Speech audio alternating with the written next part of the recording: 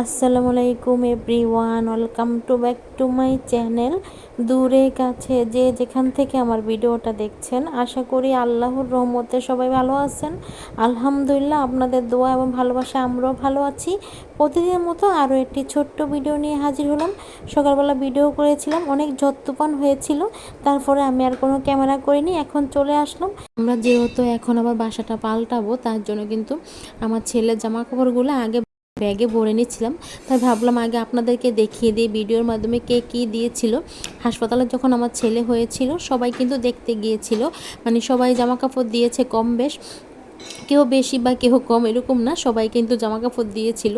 কিছু বড় বড় ছিল জামা কাপড়, আবার কিছু কিন্তু ছোট ছিল। যেগুলো ছোট ছিল ওই জামা কাপড়গুলো কিন্তু আমি পরিয়েছিলাম, মানে গেঞ্জি, তারপরে নিমা, মানে নিমাই তো বলে, ওগুলা পরিয়েছিলাম। আর যেগুলো সাইজে একটু বড় ছিল ওগুলো রেখে দিয়েছিলাম, মানে দোয়া হয়নি। হাসপাতাল থেকে এসে ওইভাবে প্যাকেট করে দেওয়া হয়েছিল, ওইভাবে কিন্তু আমি রেখে দিয়েছিলাম ওয়ার্ডরোবে।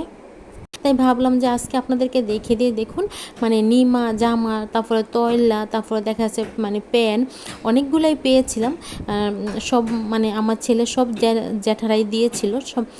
আমার বড় যে ভাসুর ছিল, মানে 4 নাম্বার ভাসুর, উনি কিন্তু সবথেকে বেশি জামা কাপড় দিয়েছে আমার ছেলেকে।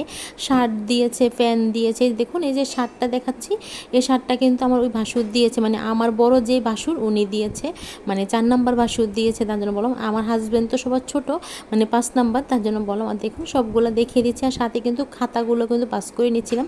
এগুলো কিন্তু মানে এক্সট্রা ছিল আমার ওয়ার্ডরোবে। আমি কিন্তু 10টার মতো খাতা ব্যবহার করছি, আর সাথে মনে কর 20টার মতো হবে খাতা আমি ওয়ার্ডরোবে রেখে দিয়েছি। যেগুলো ব্যবহার করছি ওগুলো আমি মানে আলাদা নেব ব্যাগে, আর যেগুলো ব্যবহার করা হয়নি, নতুন নতুন বললে ভুল হবে, যখন সেলাই করেছিলাম, সেলাই করার পরে ধুয়ে তারপরে স্যাভলন দিয়ে কিন্তু ধোয়ার পরে রেখে দিয়েছিলাম, মানে এগুলো ওয়ার্ডরোবে রেখে দিয়েছি, ব্যবহার করা হয়নি। তাই এখন এগুলো নতুন বাসায় যখন যাব তখন এগুলো ব্যবহার করবো। আর যেগুলো এই বাসায় ব্যবহার করছি ওগুলো মানে ওই বাসায় গেলে ধুয়ে দেওয়া হবে, যেহেতু এখানে ভালো করে ধুতে পারিনি। ধোয়া হলেও কিন্তু দেখা যাচ্ছে ভালো করে রোদ্রে দিয়ে কিন্তু শুকাতে পারিনি, তার জন্য বললাম। আর দেখুন এখন রান্নাঘরে চলে আসছি। আমি না ভাত দাগিয়ে নেব, মানে ভাত ভাজা বলতে পারেন বা ভাত দাগানো বলতে পারেন, মানে আমি ভাত দাগিয়ে নেব তার জন্য। আর দেখুন ভাত দাগানোর জন্য প্রথমে কিন্তু পেঁয়াজ দিয়েছি, সাথে কিন্তু পেঁয়াজটা হালকা করে ভেজে নিয়েছি, তারপরে হলুদ দিয়েছি পরিমতো, সাথে মরিচের গুঁড়া দিয়েছিলাম, মানে কাঁচা মরিচ ছিল না তার জন্য মরিচের গুঁড়া দিয়েছি। কেউ চাইলে নাও দিতে পারেন। আমার কাছে না এইভাবে ভাত ভাজাটা খেতে ভালো লাগে, তার জন্য আমার মতো কার কার এরকমভাবে ভাত ভাজা বা ভাত দাগিয়ে খেতে ভালো লাগে কমেন্টের মাধ্যমে কিন্তু জানাতে পারেন। তবে বাসায় কিন্তু ডিম ছিল না, তার জন্য কিন্তু আমি ডিম দিতে পারিনি।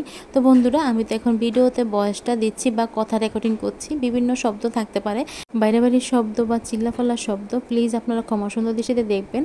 আর আমার কথা যদি কোনো ভুল ত্রুটি হয়ে থাকে তাহলে আপনারা ক্ষমা সুন্দর দৃষ্টিতে দেখবেন। আজকের ভিডিওটা এই পর্যন্তই। আজকের ভিডিওটা আর বেশি বড় করব না, আবার নতুন একটা ভিডিওর সাথে দেখা হবে। ভালো থাকবেন সবাই, সুস্থ থাকবেন সবাই, আল্লাহ হাফেজ। আর সবাই আমার ছেলের জন্য দোয়া করবেন, যাতে আমার ছেলেটা সুস্থ থাকে, ভালো থাকে। এই দোয়াটাই আপনারা করবেন সবসময়, যাতে আমার বাবাটা ভালো থাকে।